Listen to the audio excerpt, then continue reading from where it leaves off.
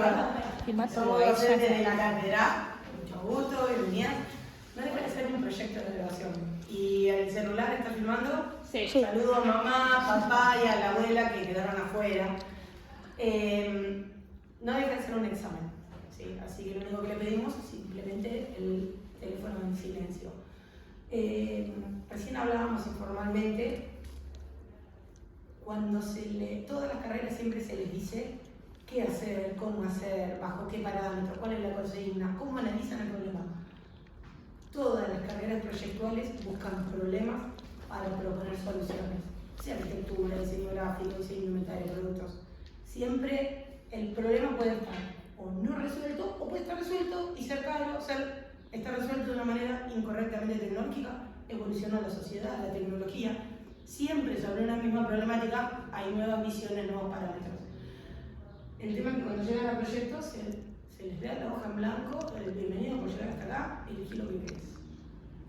El elegir lo que querés implica todo un análisis de introspección, en el cual decir qué cosa realmente me motiva o qué cosa considero que a lo mejor hubiese estado bueno tratarlo de otra manera.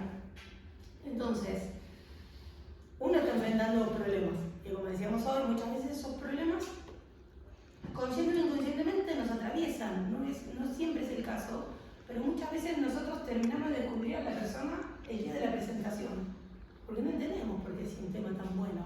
Y en algún momento se visualiza o no, pero lo que da siempre de enfrentar el problema es una gran satisfacción. De decir, ahora considero que si este problema se volviese a repetir o se diera en otra situación, hay herramientas para darle a esa persona, a ese entorno, a esa situación. Así que el tema no es poco. Y lo que hay atrás de, nosotros tenemos 3 áreas de conocimiento: proyectual, tecnológica, que es la productiva, y la histórico-social, que hago así porque yo la plan de negocio y toda la parte legal. Tiene que ver con la posibilidad de producir, no es solamente una cuestión teórica de una hipótesis, un objetivo, metodología y demostrarlo empíricamente. Tenemos que arribar a diseños de distintas formas y tenemos que hacer el simulacro de una posible producción y inserción en el mercado. Es un placer poder acompañar en este proyecto. Así que a los pocos espectadores y a los que lo van a ver después de grabado, todo tuyo. Después se viraliza. Después se viraliza, sí, A TikTok. Con TikTok. Video, Bueno. vean en YouTube, no sé.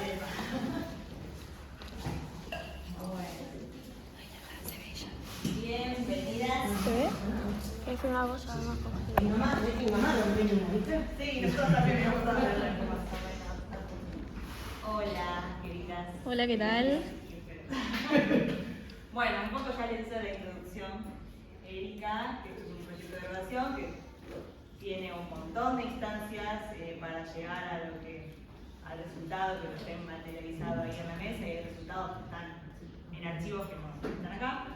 Pero bueno, yo como para la presentación había pensado hacer una especie de recorrido, ahí tienen como si fuera un índice. A mí me gustaba que para que comprendan bien cómo surgió el proyecto y de qué se trata, hacer como un pasaje de lo macro, que sería qué es el diseño industrial, a lo micro, que sería mi proyecto y mi propuesta en específico.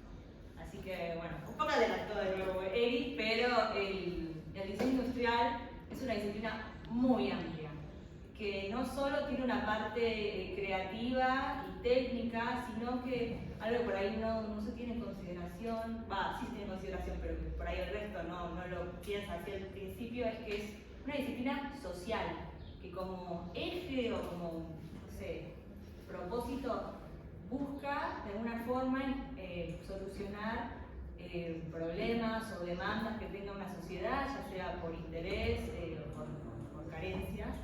Y nada, entonces, al ser una disciplina social, no solo se basa en la estética de un producto, porque la materialización de esto es a través de productos, de objetos, sino que es una fusión entre la tecnología que hay disponible, entre la creatividad y la funcionalidad. Entonces, yo como diseñadora, Porque yo iba a decir al principio, ahora me acordé, había pensado que yo que esperaba que la gente de acá sepa que me recibí de diseño industrial, pero si les preguntaba específicamente a alguno que era diseño industrial, de ahí ustedes seguramente no lo sabía específico. Entonces nada, era para darles un paneo general. Y que yo como diseñadora lo que hago es ser un medio y un mediador entre un montón de factores en los cuales como diseñadora estoy inmersa en la sociedad y que van desde aspectos legales y el contexto social y político hasta aspectos específicos de ese lugar, que es la tecnología disponible, la materialidad y después, bueno, tener en cuenta también el usuario en específico. Así que, bueno, después de todos estos factores multidimensionales y como dijo Erika, llegando el año pasado, a decir, bueno, después de haber cursado 5 años de esta carrera, 2 en pandemia, ¿qué hago? ¿Cuál va a ser mi proyecto? Y lo que me dio la estructura para hacer esto fueron 3 preguntas claves que las plantearon en la primera semana del proyecto, que fueron, ¿cuál es el problema que yo encuentro o que quiero dar respuesta, si encuentro una falencia, una necesidad o que, bueno, de algún aspecto podría mejorar? Después, ¿cuál es mi hipótesis? O sea, yo desde el diseño, ¿qué podría hacer? Y después, con mi objetivo, con ese diseño, ¿qué es lo que quiero lograr? Y bueno, entonces yo me hice la pregunta desde el diseño, cómo acompaño el desarrollo y el crecimiento infantil. Y una pregunta que me hizo mi hermana, porque esto lo practiqué, porque me cuesta, fue ¿por qué infancia? Mezcla de cosas, siempre tengo una tendencia hacia lo infantil, me gusta, pero la pasé muy bien. Y después, bueno, el infante tiene un montón de dudas que nada, en el momento uno lo transita, pero después, ya viéndolo desde afuera o con más conocimiento, sí, che, hay cosas que por ahí podría haber tenido ayuda, herramientas. Y bueno, así que así llegué a mi proyecto titulado Diseño para la adaptación y conservación en infancia, que a grandes rasgos es a través del diseño yo busco dar respuesta y acompañar durante el crecimiento y el desarrollo a la infancia, sobre todo la parte del momento que atraviesan los niños. Y bueno, y para eso, a lo largo de la presentación voy desglosando más, pero bueno, la propuesta sí como que es desde un enfoque interdisciplinario que yo quise fusionar lo que es lo lúdico, lo pedagógico y la psicología. Pero bueno, como todo proyecto y como dijimos al principio que no es solo basado en la estética, tuve que realizar una investigación que me dé marco y que a la vez me enfoque, bueno, en dónde encontrar las respuestas. Y para eso yo hice igual más requisitos, hice un informe en el cual lo dividí en 4 ejes temáticos. Ayer puse la referencia de los colores que ya tenía porque a lo largo de la presentación los colores tienen una relación. Verde para el infante, rosa para adulto, naranja para el entorno o contexto, y bueno, el miedo no tenía ese azul. Y bueno, con infante, a grandes rasgos, yo lo que buscaba era entender el desarrollo del niño en su totalidad, con el adulto, bueno, cómo transita y acompaña esa etapa y además cómo puede ayudarlos. El entorno, porque el entorno es nada, es lo que nos rodea y es lo que atraviesa sí o sí, queriendo o no al infante. Y por último, el miedo, que fue lo que a mí me interesaba. Para esto igual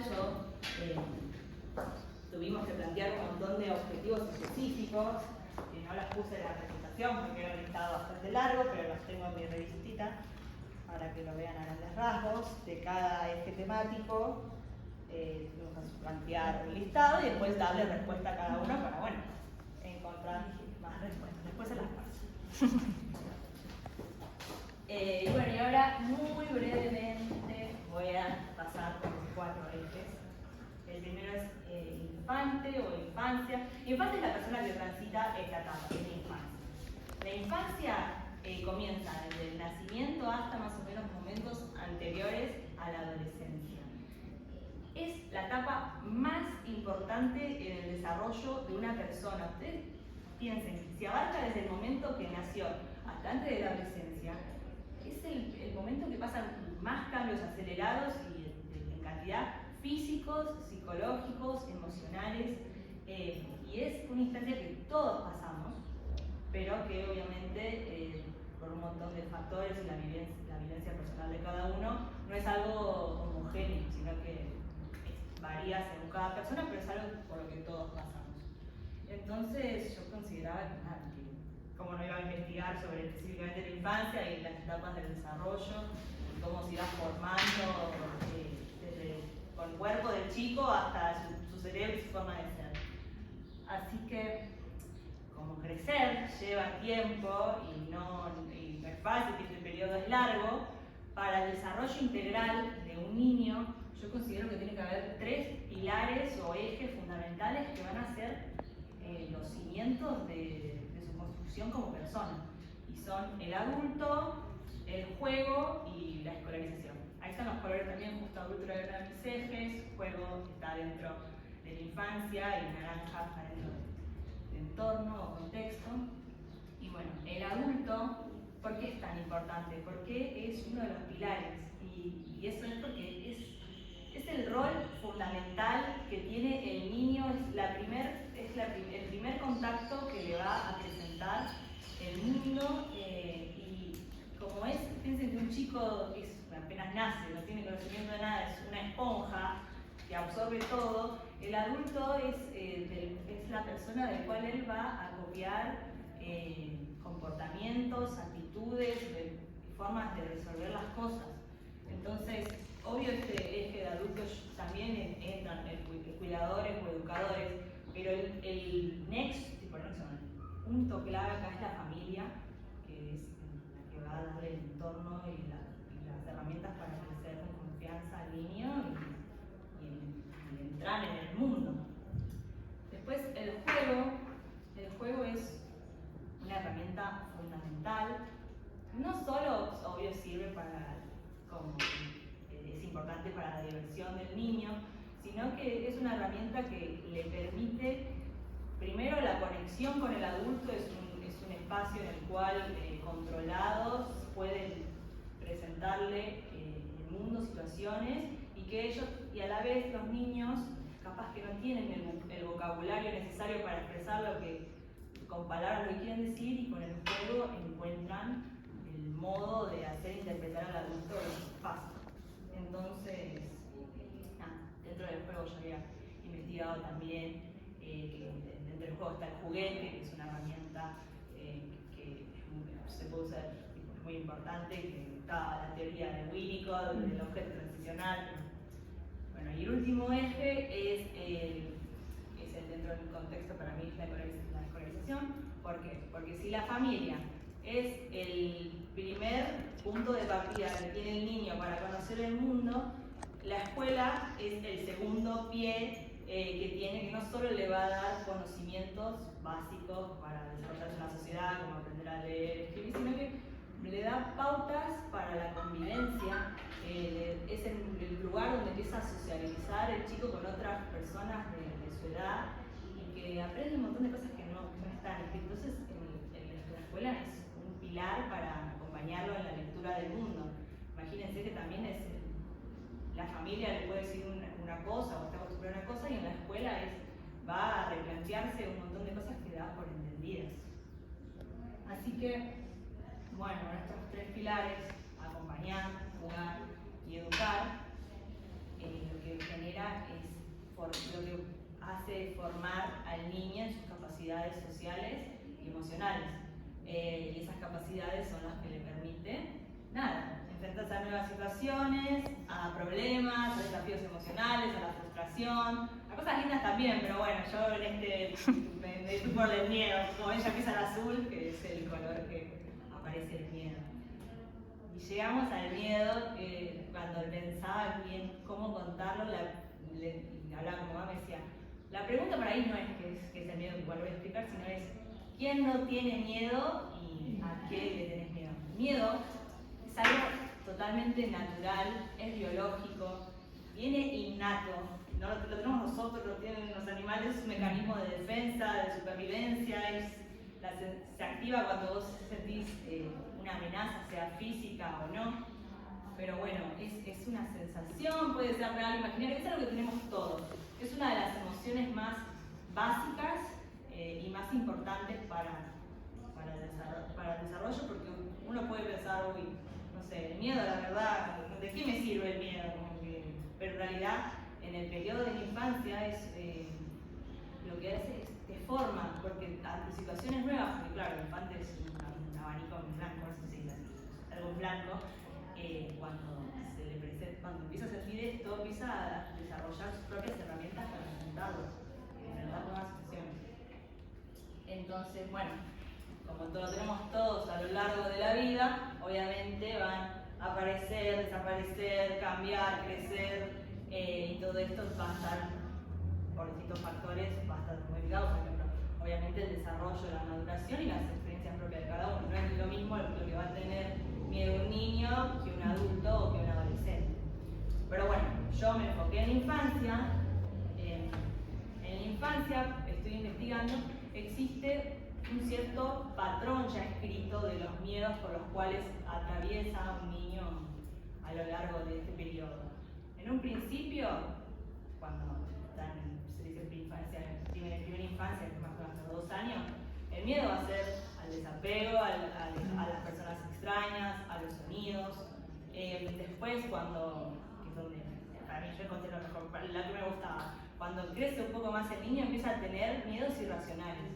¿Qué son los miedos irracionales? Lo que un poco todo. Son esos miedos con los cuales uno de adulto puede comprender que no existe un daño real o que no hay es una situación que vos podés controlar, pero como niño que no sabe bien qué es imaginario, qué es real, lo que haces es esto de exagerar la percepción del peligro y no lograr comprender. Después hay más miedos que van más por el lado de las adolescentes, ya empieza con el tema de rendir bien en la escuela, de la vergüenza.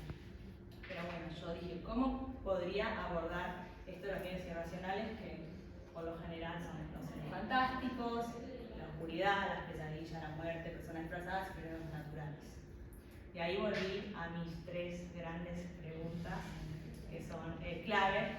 ¿Qué problema encontraba? Y yo encontré, más que un problema, una escasez de herramientas específicas para poder abordar y acompañar al niño durante esta etapa de los miedos irracionales, que son completamente evolutivos, pasamos todos en mayor o menor medida.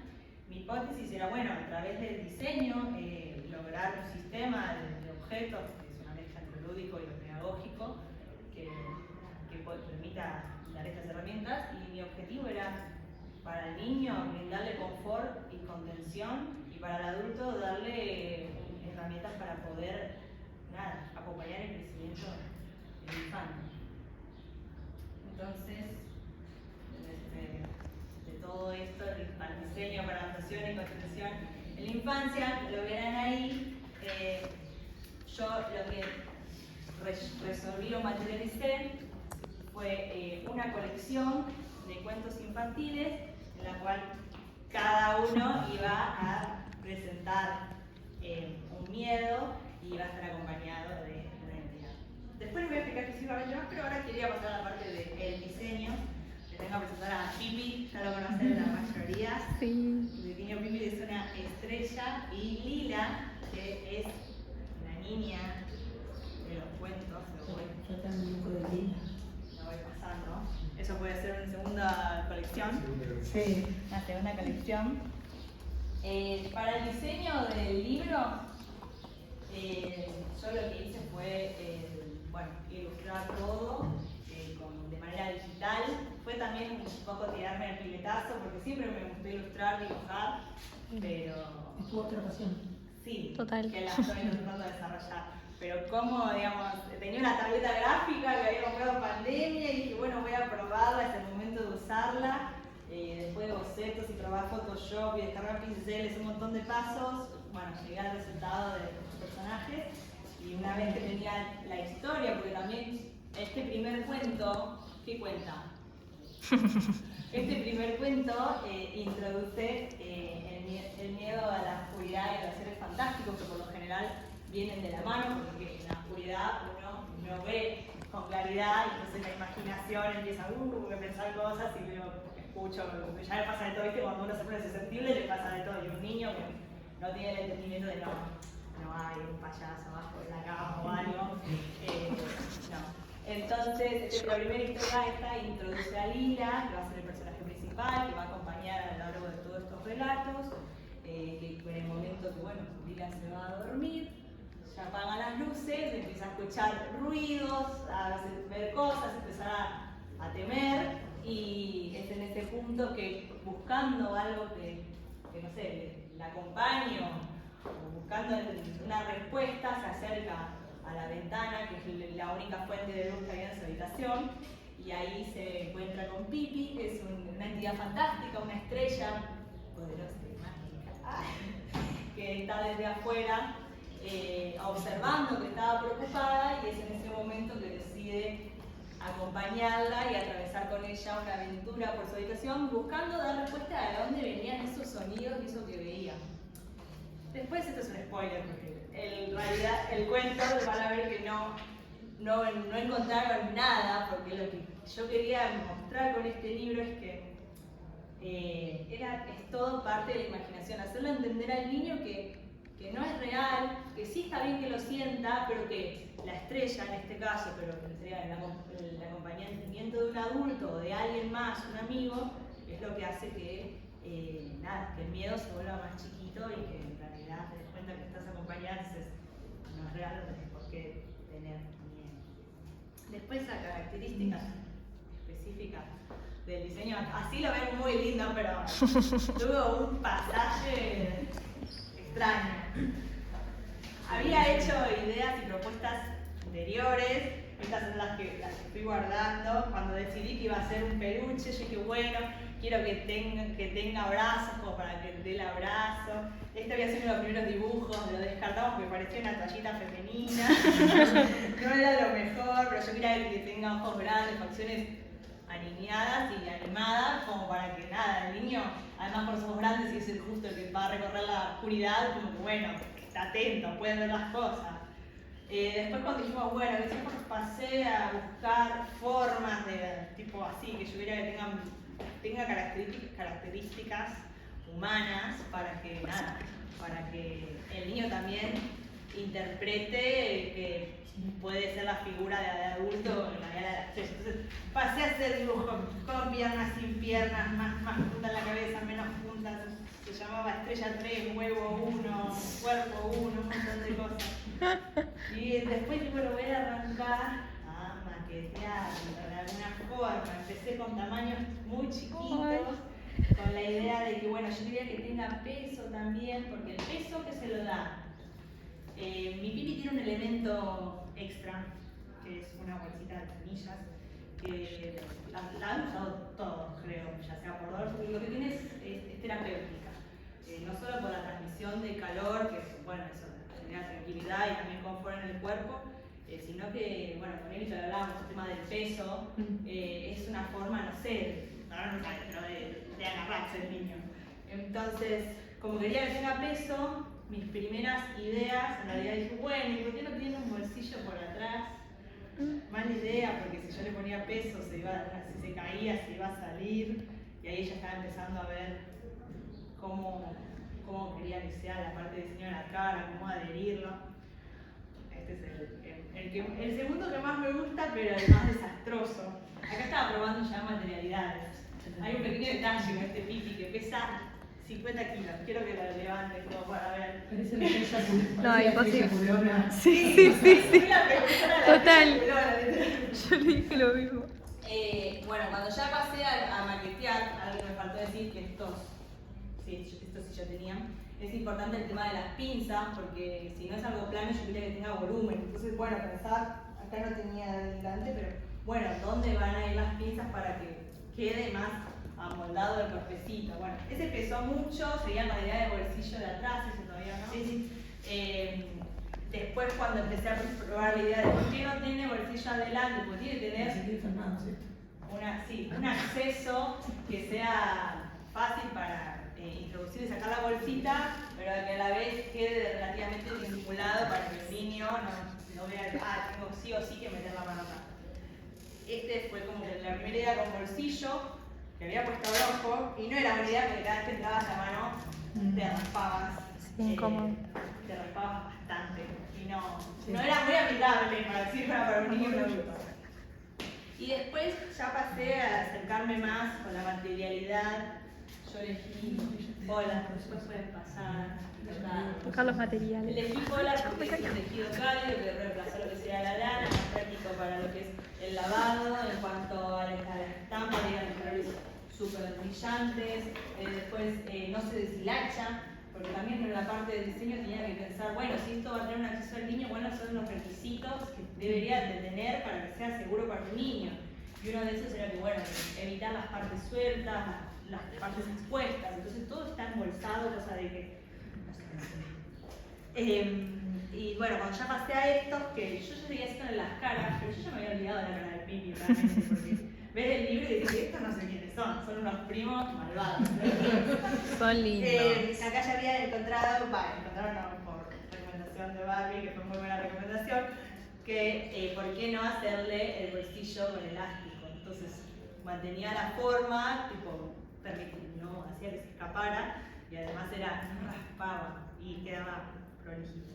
Bueno, entonces en esto la variación fue que yo antes tenía mi pipi como mi moldería era entera, o sea, era la forma de la estrella y yo después le hacía una costura que nunca me iba a quedar derecho porque si yo le ponía el relleno antes, me dijo, además para la pisada me iba a gastar. Bueno, ¿por qué no le separar los brazos de la moldería? Y yo, sí, claro. Y este fue el pasaje a volver a ver la cara y decir, claro. Así que llegué a este piso con la idea. Después que me quedé, bueno, el afiche dice un poco de lo que estuve comentando recién. En cuanto a las materialidades, entonces el relleno es de vellón siliconado, que es un material liviano, que mantiene la forma. Además, bueno, el polar también era transpirable, estaba bueno por el tema de que tenía la bolsita de suya tiene una temperatura. Otra de las cosas que decía para, bueno, la guía para conseguir un juguete seguro es que tenía que tener las instrucciones de uso. Yo lo que hice fue en el packaging incluirlas de cómo, porque eso lo va a controlar el adulto, el tema de la temperatura. Como el típico, se mete en el microondas una cantidad de tiempo y vas midiendo, si no, vas a dar 10 segundos incrementando la temperatura. Creo que ya me estoy yendo bien por las ramas. Sí. Y bueno, el texto en sí, ¿por qué de la propuesta llegar a la idea de un libro, de un cuento? Porque primero, porque el cuento sí o sí era la conexión y la forma de introducir al adulto.